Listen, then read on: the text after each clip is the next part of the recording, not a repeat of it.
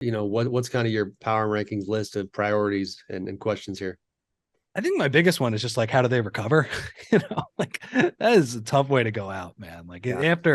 after all of their tough playoff exits, they had a legitimate chance. Like they got themselves an opportunity. They had the ball up two with like 4 minutes left in game six, being able to close these guys out. They're tormentors in Boston, send Jason Tatum that unbelievable game seven. Instead, he's the one facing questions because he was horrible in game six and game five for most of those games.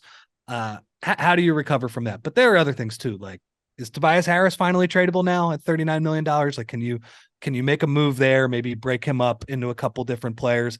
Tyrese Maxey is extension eligible, and that's another thing coming here. Daryl doesn't really hand out a lot of rookie extensions, but Maxey has gotten to the point where he's probably deserving of one, and how the Sixers proceed with him is certainly of great interest.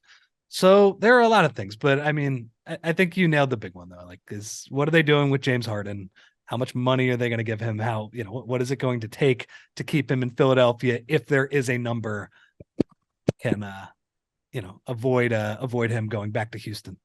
Slater, you have opinions on Mr. Harden. You've watched him closely during those Warriors series, and I would love to know, just from a basketball, intelligent team building standpoint, if you're in Daryl's shoes, how are you feeling about the prospect of handing out a max deal to a guy who's going to start next season at 34, a guy who has never been the most athletic, a guy who has never been the most diligent in the gym? I feel like that's a fair statement. I know he's had times when, but Yeah, but you're curious about how he's going to age, obviously. 100%. And Yeah. the back end of any big deal for him is probably going to be an ugly back end. But, a lot of times people say you pay for the first 2 years and are kind of like, I guess, sacrificing the backside of that contract just because you need to maximize Joel Embiid's next couple seasons. Is there a better path than James Harden being back on this roster? I'm not sure there is. So, I Well, what's funny about that? Sorry to jump in. Is I kind of love this thread that I'm going to throw at you guys that connects the Warriors and the Sixers. That's the focus of this week's pod. I always love the human component of this business and how, like, in a vacuum, I should be able to say, like you just said, is James Harden the best option for the Sixers?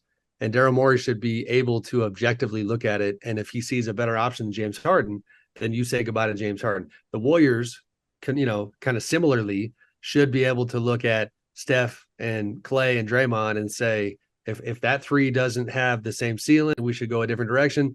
Then that's what we got to do. But you have these personal ties, this history, that do compel these executives to want to see things through. James Harden weirdly had like some of his best playoff games ever in this series, right? Like two of his best performances ever. But Yeah. that was also Some of his wrapped worst into too. But yeah, yeah, I was gonna say that was wrapped into like five of his worst.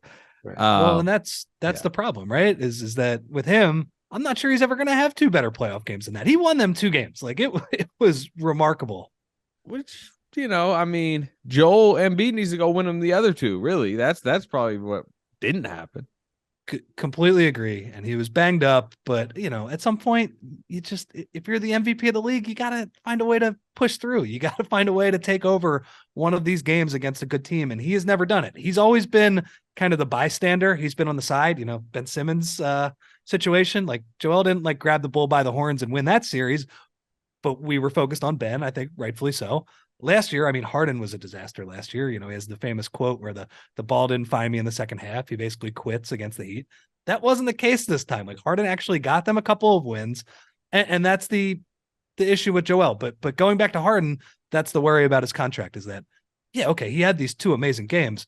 He had another one that was, I thought, pretty good, and that was the game five, where they played their best game probably of the season, just dominating Boston. The other four games, he didn't even give him a chance. He was so bad. And, when the 2-point shooting and the free throws and the athleticism and all those things that lead to consistent play are down, you just wonder, like, is that going to get better at 34, at 35, 36?